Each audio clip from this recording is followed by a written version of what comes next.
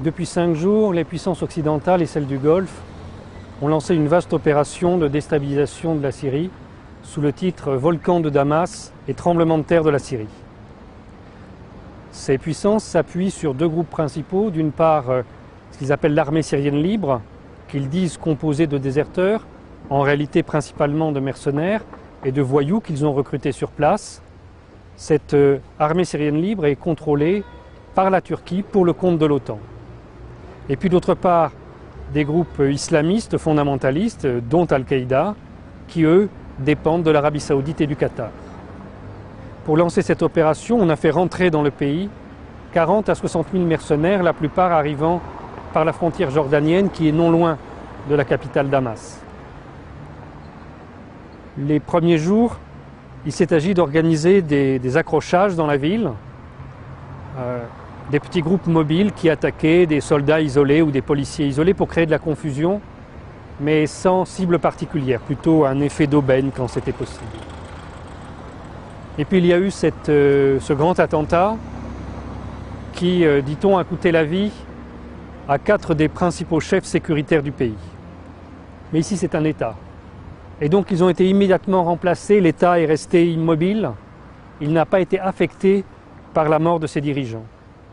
Immédiatement après, une vaste attaque pendant la nuit a été lancée dans la ville et toute la nuit dernière, il y a eu des combats un peu partout dans Damas, des combats dont l'armée syrienne est sortie victorieuse. Bien sûr, ce n'est qu'une étape et chacun sait que ce soir, la bataille reprendra et probablement plus encore demain, vendredi, qui est le jour fétiche des islamistes. Nous attendons aussi à ce qu'une grande opération médiatique soit lancée dans les heures qui viennent. Comme je l'avais déjà annoncé dans un article précédent, les satellites Arabsat et Nilsat viennent de déconnecter des chaînes de télévision syriennes. Et on s'attend à une attaque d'envergure contre la télévision syrienne pour en détruire les studios. Nous savons qu'à Qatar et en Arabie Saoudite ont été reconstitués en studio des lieux de Damas ainsi que des bâtiments officiels pour pouvoir y tourner des images de fiction qui seront présentées comme des images d'actualité.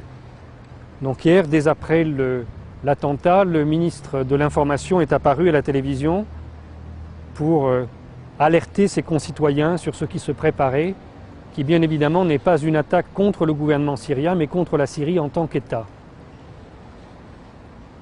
Vous pouvez être surpris par ce que je suis en train d'expliquer, puisque depuis 1 an et demi, la presse occidentale et du Golfe se répand en mensonges sur ce qui se passe ici, faisant croire qu'il s'agit d'une révolution contre une dictature, alors qu'il s'agit d'un système de déstabilisation du pays pour amener à la chute de l'armée syrienne et au triomphe des intérêts sionistes dans cette région.